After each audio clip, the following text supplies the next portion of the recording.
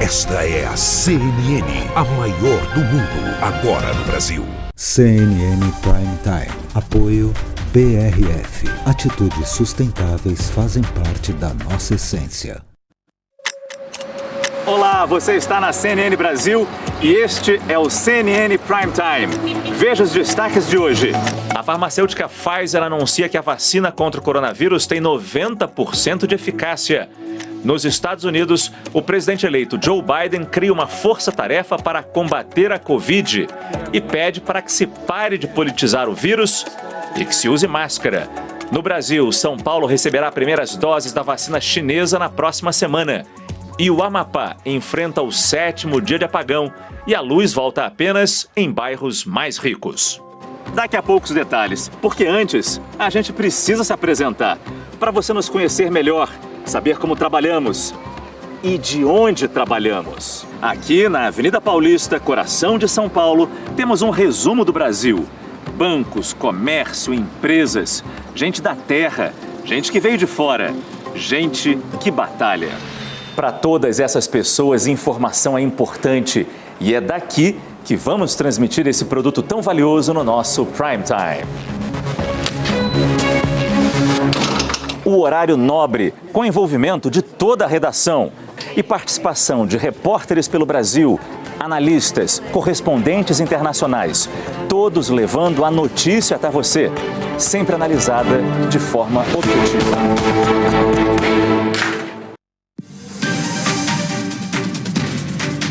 E esse é o nosso estúdio. É daqui que vamos conversar de segunda a sexta-feira, sempre ao vivo. Estamos em multiplataforma, na internet, aplicativo, TV a cabo e no rádio. Neste momento, 6h01. Eu sou Márcio Gomes e este é o CNN Prime Time.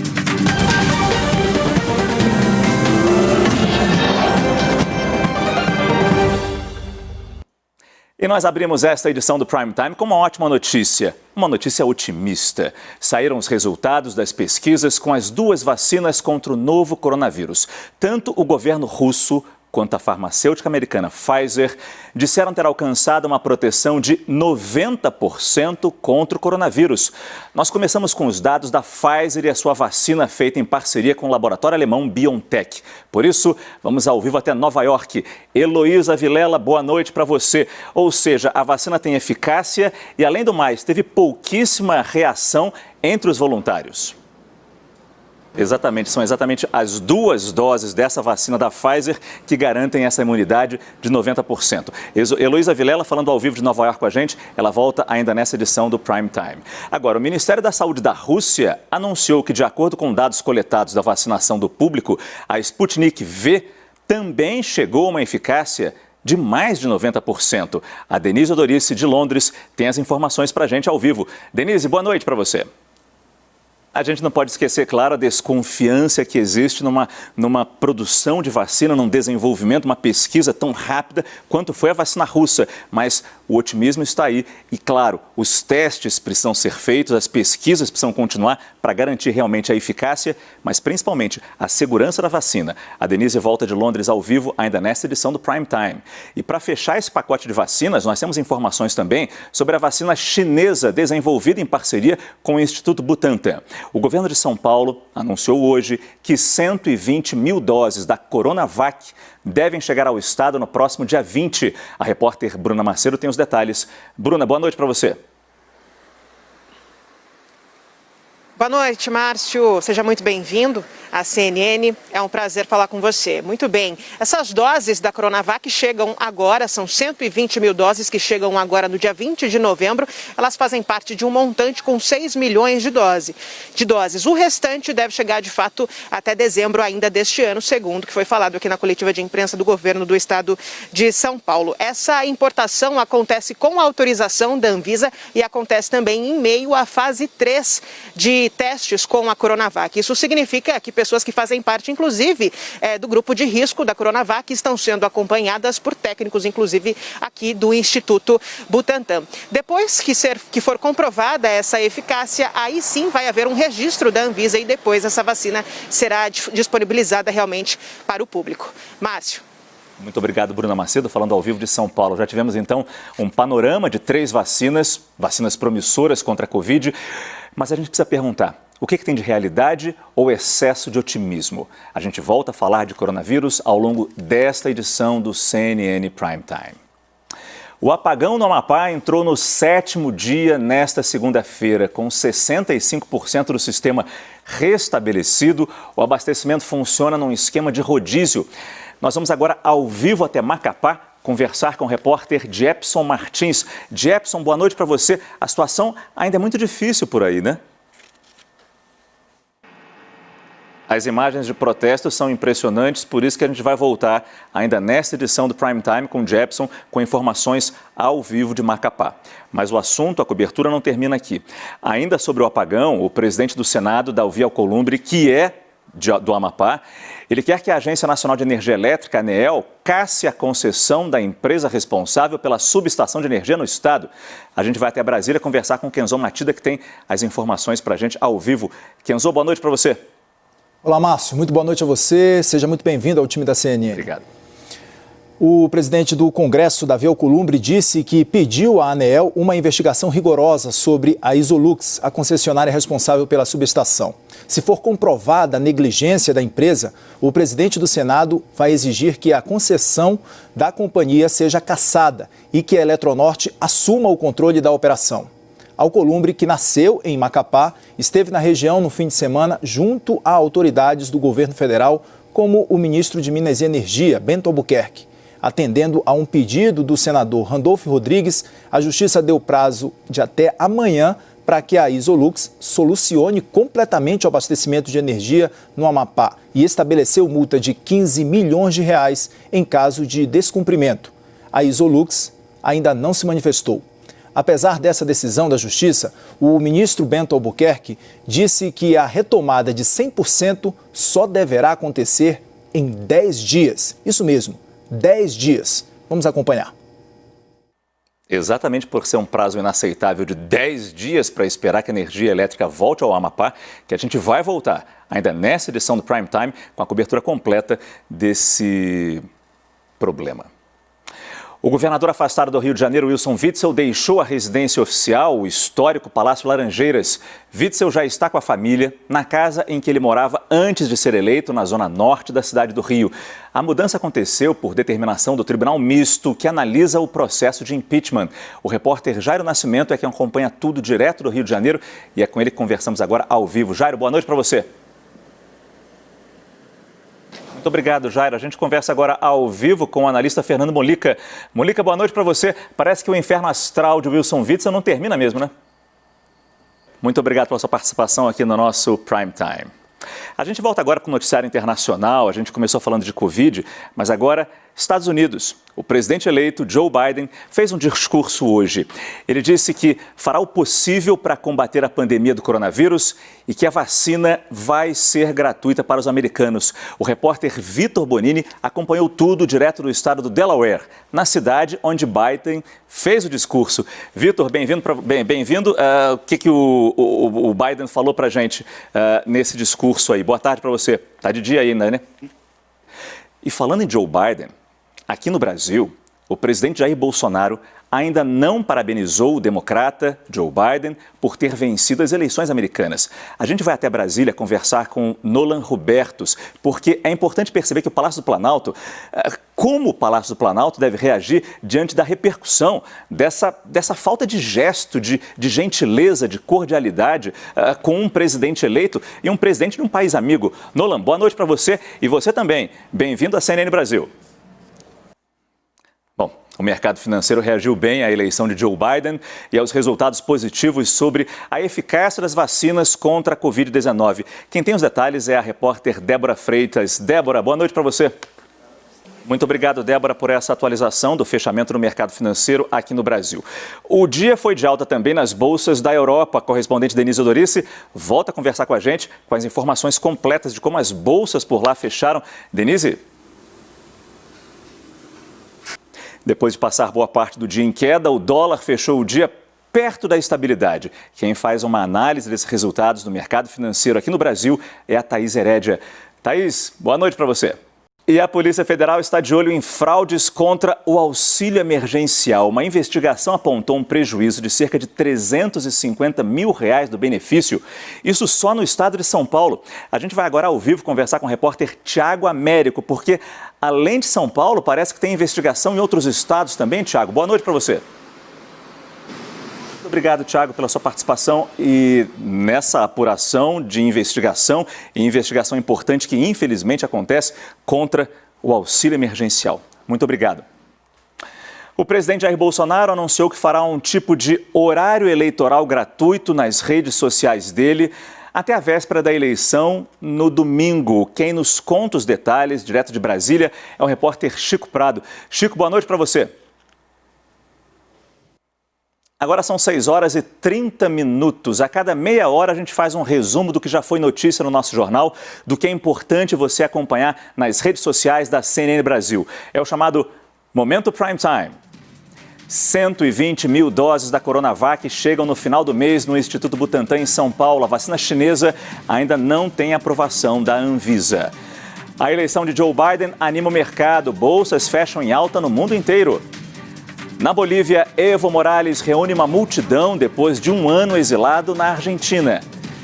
E sem o Réveillon, caiu o preço da hospedagem no Rio de Janeiro. Essas são as notícias mais... E os cartórios eleitorais de cada estado, tinha mais uma notícia. Os cartórios eleitorais de cada estado já trabalham na logística de distribuição das urnas eletrônicas. Esse assunto é tão importante que a gente vai conversar ao vivo com o nosso repórter, porque em São Paulo, quase 100 mil equipamentos já foram testados e aprovados. O Renan Fiuza está na primeira zona eleitoral da capital paulista. Renan, como é que estão os preparativos para ir, para toda a logística de distribuição de urnas, testagem de urnas, um trabalho delicado e muito importante. A Polícia Federal investiga o ataque ao sistema de informática do Superior Tribunal de Justiça, que suspendeu as sessões de julgamento. A presidência da Corte informou que o sistema seria restabelecido hoje. Eu falo agora ao vivo com a repórter Raquel Vargas, de Brasília. Raquel, boa noite para você. Como é que andam as investigações por aí? E especialmente essa semana, né, Raquel, que a gente está se preparando para uma votação. A gente viu o Renan Fiuza mostrando a preparação das urnas eletrônicas. Quando a gente fala de informática, a gente tem que pensar também na segurança da informação. Quando a gente vê um ataque de hacker no Superior Tribunal de Justiça, o presidente do Supremo preocupado, é claro que a gente tem que reforçar a segurança também com as nossas urnas eletrônicas. Um sistema confiável, que funciona, nos fornece resultados em menos de 24 horas, em questão de horas, o resultado das eleições, mas para isso a gente precisa ter segurança da informação, coisa que o TSE, tradicionalmente, o Tribunal Superior Eleitoral, tradicionalmente tem com as urnas eletrônicas. Raquel, muito obrigado pela sua participação. Um estudo revela que trabalhadores da saúde têm mais que o dobro de chances de morrer com complicações do novo coronavírus se a gente comparar com pessoas que se dedicam a outras atividades. Quem tem os detalhes do Rio de Janeiro é a repórter Luísa Muttoni. Luísa, boa noite para você. O que mais mostra essa pesquisa? Nós vamos agora voltar a Delaware, nos Estados Unidos, para falar de novo com o repórter Vitor Bonini, exatamente pegando toda essa preocupação que Joe Biden, o presidente eleito dos Estados Unidos, tem com a questão da Covid-19. Hoje, Joe Biden formou uma força-tarefa. Ele anunciou os nomes da força-tarefa que vai combater o novo coronavírus a partir do meio de janeiro, 21, 22 de janeiro, quando o novo presidente o presidente eleito toma posse como novo presidente dos Estados Unidos. A gente volta a conversar com o Vitor Bonini porque tem uma brasileira fazendo parte dessa equipe e o Vitor tem as informações para a gente. Vitor, é com você mais uma vez. Ainda sobre Joe Biden, ainda sobre essa nova era no poder nos Estados Unidos, a gente chama para essa conversa o nosso analista Yuri Pita.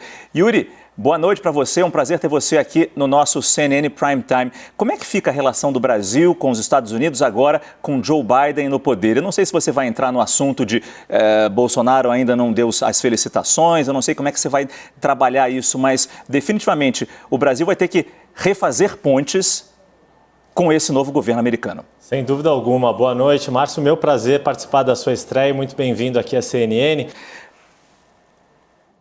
Vamos agora para a CNN americana, que nós temos informações agora, é isso? Nós temos agora informações do presidente americano Donald Trump.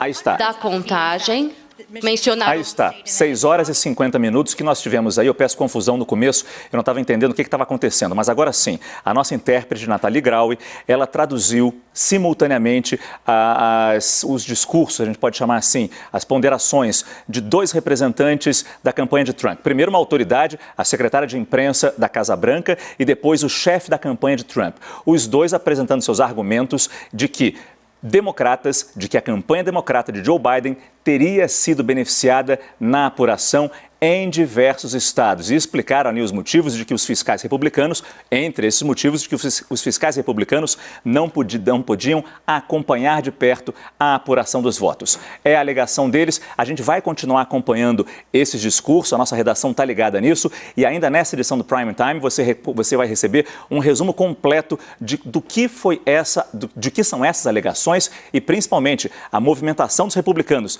Vão realmente entrar na justiça? Estão tentando realmente entrar na justiça? Quais os próximos passos disso, já que Donald Trump, neste momento, ainda não aceita o resultado da apuração na eleição dos Estados Unidos da vitória de Joe Biden. 2 dias depois da confirmação da vitória de Biden nas eleições americanas, a chancelaria brasileira ainda não se pronunciou oficialmente sobre a eleição do democrata, sobre essa troca de comando na Casa Branca. Já falamos sobre isso aqui no nosso Prime Time, mas é importante falar mais um pouco sobre isso e sobre outros assuntos, porque a gente vai conversar agora com o presidente da Câmara, Rodrigo Maia, especialmente sobre esse novo cenário que se vê nas relações entre Brasil e Estados Unidos. Mas é claro que a primeira pergunta, antes desejando boa noite e muito obrigado pela sua participação aqui no nosso Prime Time, presidente Rodrigo Maia, é a seguinte: como é que o senhor analisa o fato de o Palácio do Planalto ainda não ter se manifestado sobre essa vitória de Joe Biden? O senhor foi uma das primeiras autoridades aqui no Brasil a externar os seus sentimentos, a desejar felicitações ao novo presidente americano. Eu queria saber que tipo de mensagem esse silêncio do Palácio do Planalto pode passar, na sua opinião. Rodrigo Maia, presidente da Câmara, Thaís Arbex, nossa analista política direto de Brasília, muito obrigado pela participação de vocês dois na estreia do nosso Prime Time e até uma próxima oportunidade. Obrigado. Você vai ver no próximo bloco, primeiras doses da Coronavac, a vacina chinesa contra a Covid, chegam em São Paulo até o fim do mês. E as últimas atualizações sobre o apagão que atinge o Amapá há 7 dias. Voltamos em instantes.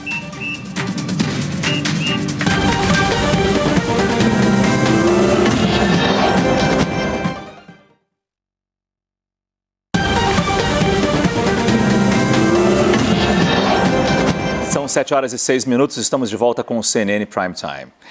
Agentes da Polícia Civil do Rio de Janeiro cumpriram hoje mandados de busca e apreensão em 5 cidades do Rio contra desvios e fraudes na saúde no município de Arraial do Cabo, na região dos Lagos. Raquel Amorim é quem traz os detalhes ao vivo da capital fluminense. Raquel, boa noite para você. Oi, Márcio. Boa noite para você. Seja muito bem-vindo. Um prazer falar contigo. E é claro que a gente torce aqui pela recuperação do ex-governador Pezão. Raquel, muito obrigado. Contamos sempre com a presença do Rio de Janeiro no nosso CNN Prime Time. Até a próxima. O INSS anunciou hoje a data de início do projeto piloto de teleperícias. A partir do dia 16 de novembro, segunda-feira da semana que vem, não é isso? Funcionários de empresas, médicos e peritos do trabalho vão poder realizar perícias através de videochamadas. A repórter Carla Chaves tem as informações aqui de São Paulo. Carla, boa noite para você. Se puder desafogar todos os processos atrasados do INSS, já vai ser de grande vitória. Carla, muito obrigado pela sua participação aqui no nosso Prime Time. Agora uma notícia envolvendo a educação do Brasil. Por causa da pandemia, 200 escolas particulares em Pernambuco decretaram falência este ano. Os colégios vão funcionar até dezembro e depois fecham as portas. O repórter Diego Barros tem as informações ao vivo. Diego, boa noite. Voltamos a falar do apagão do Amapá, que entrou no 7º dia nesta segunda-feira. A energia ainda não foi totalmente restabelecida, o abastecimento está funcionando num esquema de rodízio. Nós já conversamos com o nosso repórter lá em Macapá, de Epson Martins, mas é importante fazer um novo contato com ele, para ele nos atualizar da situação, se possível minuto a minuto, de como está a dura situação, difícil situação de quem mora, especialmente na capital, Macapá. Epson, é com você. A gente continua falando nesse assunto porque o presidente do Senado, Davi Alcolumbre, já mostramos isso aqui. Ele quer que a Agência Nacional de Energia Elétrica, ANEEL, casse a concessão da empresa responsável pela subestação de energia no estado do Amapá. A gente volta a Brasília agora para conversar com o repórter Cássio Zeyman, que faz sua estreia aqui no nosso CNN Prime Time. E é uma honra para a gente ter você, Cássio. Boa noite para você. Esse prazo de 5 dias, já que os 10 dias começaram a contar na semana passada, também não são grande coisa. Hoje é segunda-feira, ficar até sexta sem luz, definitivamente não é uma situação boa. E aí a gente entende o desabafo, as palavras duras do presidente do Senado, Davi Alcolumbre. Cássio, muito obrigado pela sua participação aqui no nosso Prime Time. Volte sempre. A gente volta a falar da notícia que abriu esta edição do Prime Time. A farmacêutica americana Pfizer anunciou hoje que a vacina experimental, desenvolvida em parceria com o laboratório alemão BioNTech, apresenta 90% de eficácia contra o novo coronavírus. Essa vacina está na terceira e última fase de testes. Sobre isso, eu volto a conversar com a nossa correspondente em Nova York, Heloísa Vilela. Heloísa, a grande pergunta agora é como é que vai ser a distribuição dessa vacina, caso, claro, ela se comprove realmente eficaz contra o novo coronavírus?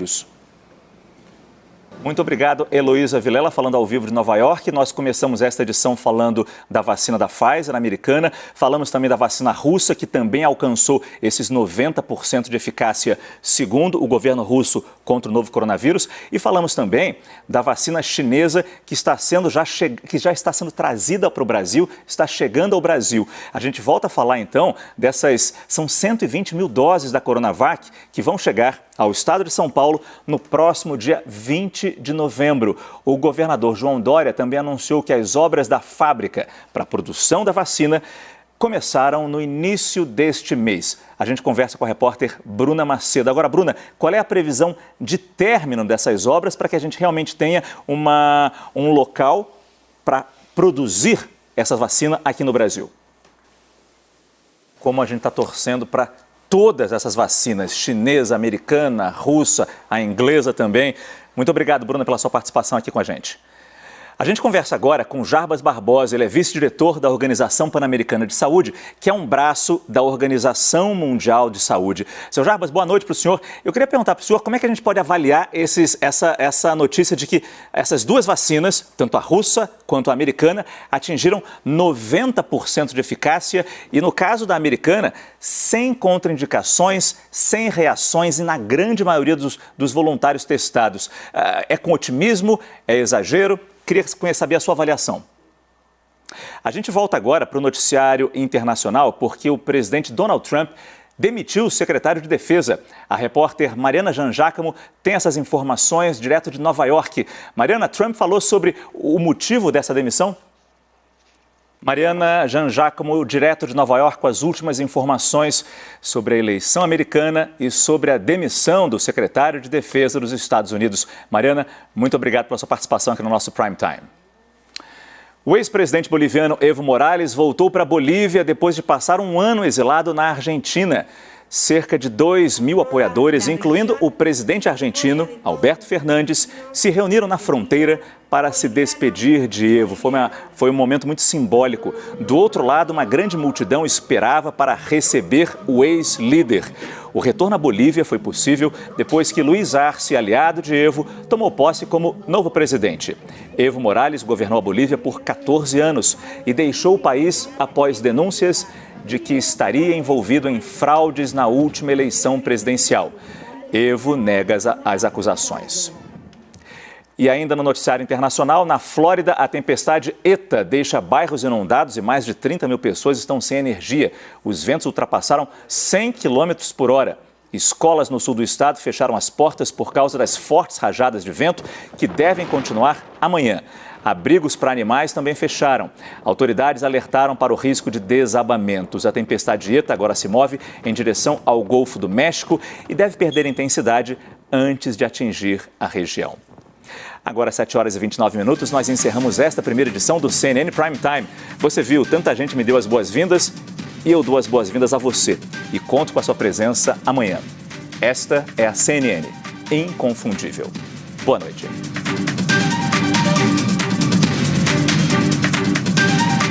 CNN Prime Time. Apoio BRF. Atitudes sustentáveis fazem parte da nossa essência.